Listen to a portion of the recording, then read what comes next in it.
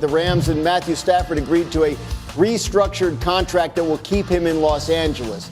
This had been going on a while, where the Rams had given him permission to talk to other teams about a potential trade. The Giants and the Raiders both made basically offers to Stafford, and they knew what the deal was going to be if he went there. Ultimately, he decided to stay with the Rams, his best chance to finish his career as a winner. And obviously the Giants and Raiders now have to look elsewhere for their quarterback solution. And that will be part of our conversation today and all through the week. And you and Jeremy Fowler did this really good piece yesterday, sort of going through all of the news, and it made it sound like the Giants, at least they believed, they really got close on Matthew Stafford, or that there was a moment in time where it felt like there was a real chance that might happen. I think the Giants felt that way. I mean, look, the people I talked to with the Giants always kind of hedged and said, look, ultimately it would make the most sense for him to stay with the Rams, so they kind of felt like that would happen, and it did. But yeah, they took their best shot. Well, if only we had one of Matthew Stafford's closest friends sitting directly at our table to my right. So Stafford back, was there a real doubt of this? And I guess a two-part question.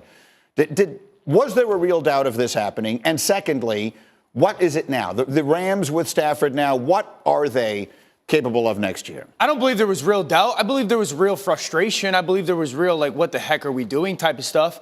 But this was, at the end of the day, a no-brainer for both parties. You know, this is a quarterback that has the chance, and I think he's going to be in the Hall of Fame, but a real chance to win another Super Bowl. And that's when go back to the reason they acquired him, was to do that. He's done it once. I think this team can do it again.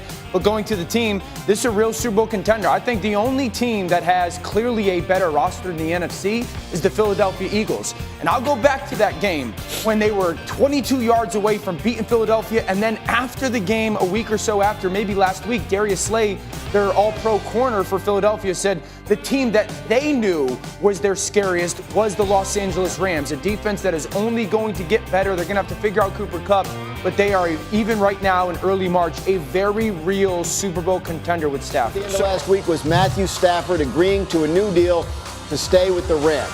We know he and the Rams had some conversations and some disagreements about what the deal should look like, to the point where they gave him permission to go talk to other teams, two of which were the Raiders and the Giants, who had gotten far enough that Stafford knew what the contract offers were going to be with those teams. Ultimately, he decided to stay put for what the Rams were ultimately offering, and the best quarterback option for teams is probably off the table now, and the best team option for quarterbacks is probably off the table as well. Yeah, I'm not even sure that probably is. I understand I'm trying to be why nice. you would say it, but I'm not even sure that we need it. Nice, I'm a nice Hello, guy. give me some odds on the lying. Rams next year to win the NFC. I've got one of Matthew Stafford's best friends sitting right here, and Dan Orlovsky. If I were to say to you that you need to pick, I mean, the Eagles look unbelievable. We all get that. I think the Rams are a not so sneaky, outstanding Super Bowl pick next year as that defense continues to emerge. Getting Stafford back in the fold. They'll figure out what to do without Kupp there. He's had injury problems anyway. Yes. I think the Rams are a legit Super Bowl threat next There's no year. question about it. And the only roster that, as of right now, I would definitively put above them is the Philadelphia Eagles. This was the team that played the Eagles the best at the end of the season. They're a 3rd-and-2 conversion away from knocking Philadelphia off. Philadelphia ended up beating their next two opponents by 50 on their way to the Super Bowl, just destroying everybody. So this is a roster that defensively has got one of the best defensive lines in football, and an offensive line that can run it, they can protect it. They got a really good back. Obviously, Puka is a number one. We'll see, to your point, Greeny, what they do opposite of with Cooper Kupp. But, I mean, as good as Detroit, as good as Green Bay, I think the Rams are very much so in their Super Bowl window. Again. Yeah, just to add, as the highlights are showing here, that game against Philly was on the road in the snow. So here's a team in LA that's used to playing indoors.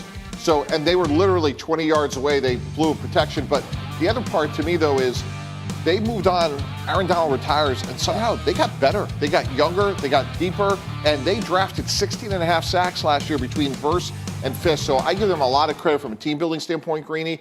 And this whole idea that he may have left, I just never made any sense to me. Like, this is an absolute perfect marriage right now.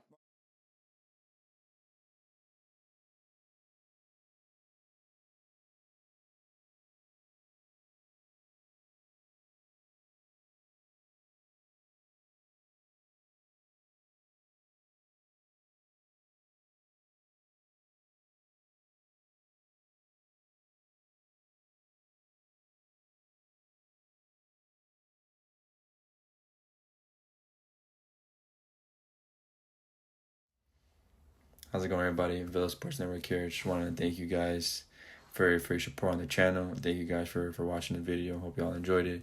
Also want to kind of remind you to don't forget to leave a like on the video, subscribe to the channel, and leave a comment on the video if you like as well. But regardless of the fact, thank you again for your support, and hope to see you on the next video.